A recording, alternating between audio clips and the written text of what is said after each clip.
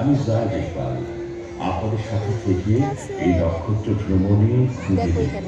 মনে হয় কিন্তু এটা ঘুরতেছে না। আচ্ছা দেখো তো উপরের দিকে তাকায় যাও, মনে অনেক হবে অনেক ঘুরবে দিন কিন্তু আগে, ঘুরতেছে না। 1300 কোটি বছর আগে কোনো নক্ষত্রই ছিল না।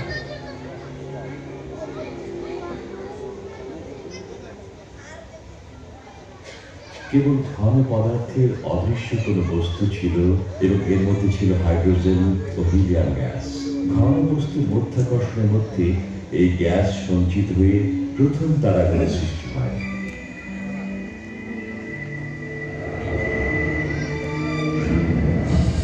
কিন্তু এই তারাগুলো দীর্ঘস্থায়ী ছিল না, সেগুলো ছিল অনেক বড়। তারকাগুলো দ্রুত উত্তপ্ত হয়ে অতি দ্রুতই নিঃশেষ হয়। সেগুলো উত্তপ্ত হয়ে ওঠার পর আশেপাশে গ্যাস ছড়িয়ে পড়ে এবং জ্বালানি ফুরিয়ে যায়। শেষ পর্যন্ত সেগুলোর মারাত্মক বিস্ফোরণ ঘটে। এগুলোকে বলে সুপারনোভা। দেখুন, আরো একটি সৃষ্টি হচ্ছে এবং এটি চলে যাচ্ছে হাইড্রোজেন ও হিলিয়ামের সাথে অক্সিজেন ও কার্বনের মতো নতুন কিছু যোগ করে প্রথম নক্ষত্রগুলো সবকিছু বদলে দেয়।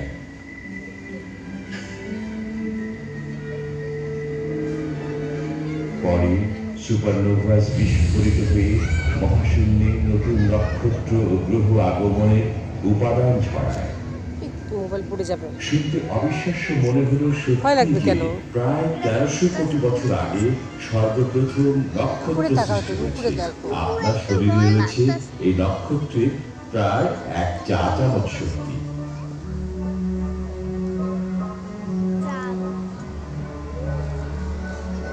পরবর্তী কয়েকশো কোটি বছর ধরে ঘন বস্তুর অভিকর্ষে ক্রমাগত গ্যাস সঞ্চিত হয়ে নতুন তারকা মণ্ডলী সৃষ্টি করে। বিশ্ব ব্রহ্মাণ্ডের অন্য যে কোনো ইতিহাসের তুলনায় তারকাগুলো অতি দ্রুত সৃষ্টি হয়েছে।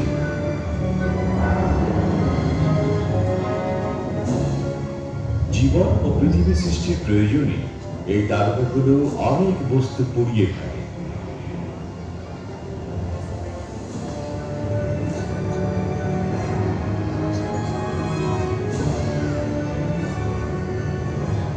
যখন আমাদের নিজস্ব ছায়াপথ সৃষ্টি হয়, তখন সেই ছায়াপথ অন্যান্য ক্ষুদ্র ছায়াপথ এবং গ্যাসের প্রভাব ছাড়িয়ে নিজেকে প্রকাশ করে।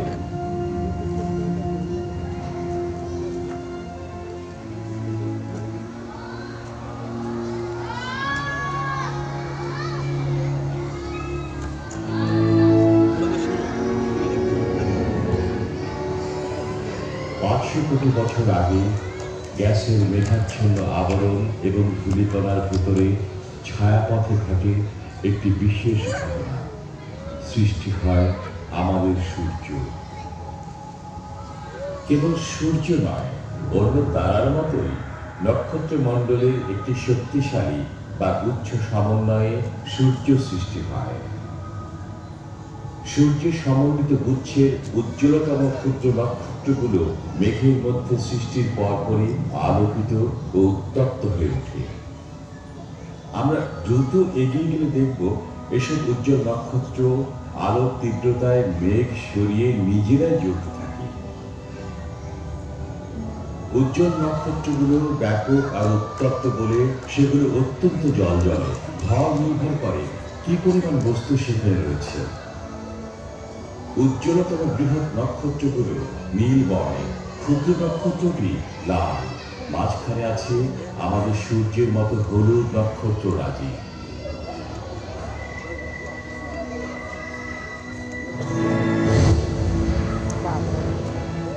এবারে নক্ষত্রের শক্তির কথা বলি। সুপারনোভাসের মতো নক্ষত্র বিস্ফোরিত হয়। এসব নক্ষত্রের মাত্র 1% বেলায় এমনটি ঘটে। মহাশূন্যের নক্ষত্রগুলো বিলুপ্ত হওয়ার আগে কক্ষপথে গুচ্ছাকৃতিভাবে ছড়িয়ে থাকে, কিন্তু কখনো একা থাকে না। অনেকের এক বা একাধিক সঙ্গী থাকে। আমাদের সূর্যের মতো অনেক নক্ষত্রের নিজস্ব গ্রহ আছে। সূর্যের কথা বলতে গেলে এর সাথে গ্রহগুলোর কথা আসে।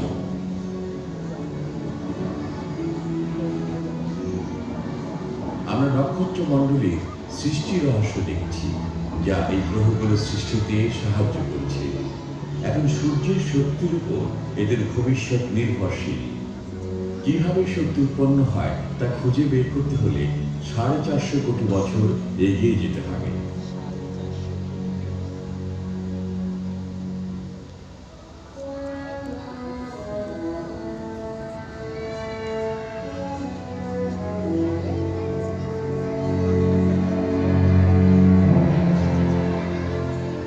আমাদের তারাগুলোর দিকে চেয়ে বোঝার উপায় নেই যে এগুলো কিভাবে কাজ করে।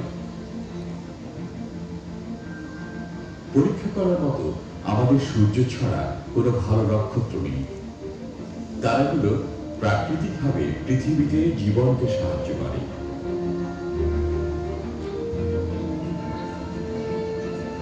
পৃথিবীর অনন্ত দূরে সূর্যের কক্ষপথের 3টি উপগ্রহ থেকে ছবিগুলো নেওয়া হয়েছে।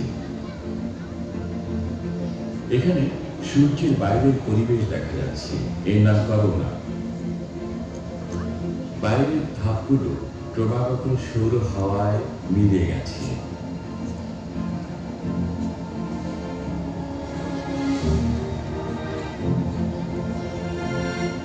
পৃথিবীর চারপাশে কক্ষপথের দেশগুলো দেখেছেন? ওরা উপগ্রহের পথ দেখায়। এদের কয়েকটি সূর্যের খেয়াল রাখে, কয়েকটি আবহাওয়া বা টেলিভিশন সম্প্রচার ও জিপিএস সংকেতের দিকে নজর দেয়।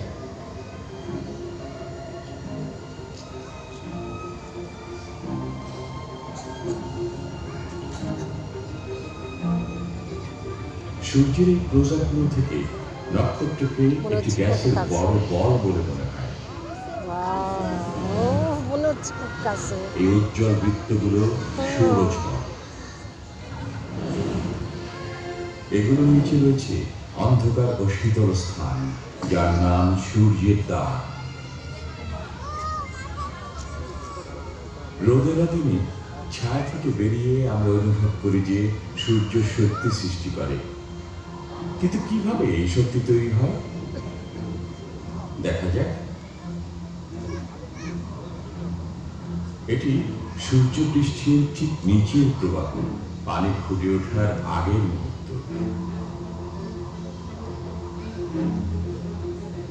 আরো গভীরে গেলে দেখা যাবে গ্যাস থেকে উৎপাদিত বিদ্যুৎ চক্রাকারে সূর্যের শক্তি বাইরে ছড়িয়ে দেয়।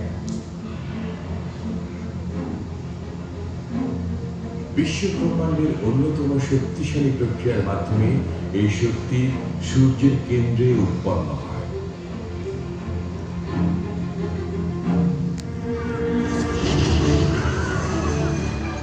এখানে হাইড্রোজেন পরমাণুগুলো ধ্বংস হয়ে হিলিয়াম উৎপন্ন হয় এবং প্রচুর পরিমাণে শক্তি নির্গত হয়।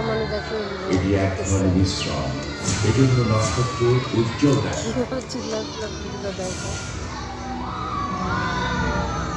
মিশ্রণের ফলে গ্যাসের বাইরের চাপ এবং ভেতরে অভিকর্ষ তারের মধ্যকার ভারসাম্যে নক্ষত্র সৃষ্টি হয়। নক্ষত্র কিন্তু অন্য অনেক নক্ষত্রের মতো সূর্য আলোকোজ্জ্বল। ঘূর্ণায়মান প্রবাহ যে বিশাল চৌম্বকীয় ক্ষেত্র তৈরি করে তা এই রেখাগুলো দিয়ে দেখানো হয়েছে। চৌম্বকীয় ক্ষেত্র রেখাগুলো একত্রিত হলে সানস্পট বা সূর্যদাগ সৃষ্টি হয়। কিছু কিছু সূর্যদাগ পৃথিবীর চেয়ে বড়।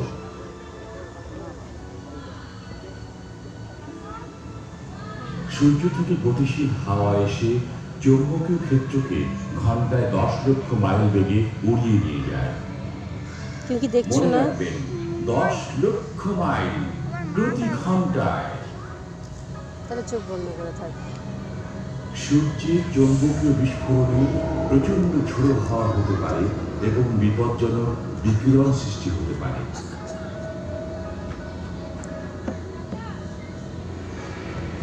সৌরঝড়ে টেলিভিশন সংকেত ক্ষতিগ্রস্ত সহ অন্ধকারও নেমে আসতে পারে। ভাগ্যক্রমে পৃথিবীর নিজস্ব চৌম্বকীয় ক্ষেত্র প্রায় সবসময় আমাদের রক্ষা করে। এই ঝোড়ো হাওয়া কেবল উত্তর এবং দক্ষিণ মেরুতে বইতে থাকে। এর ফলে দেখা যায় আলোর প্রভাব।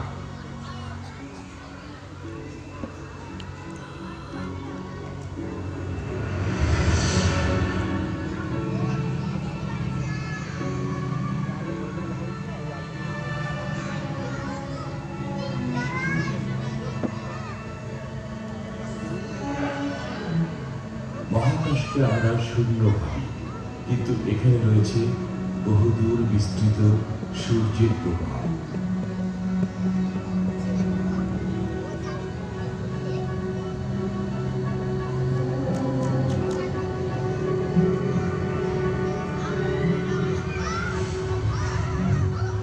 মনে হচ্ছে আমার কাছে আসতেছে।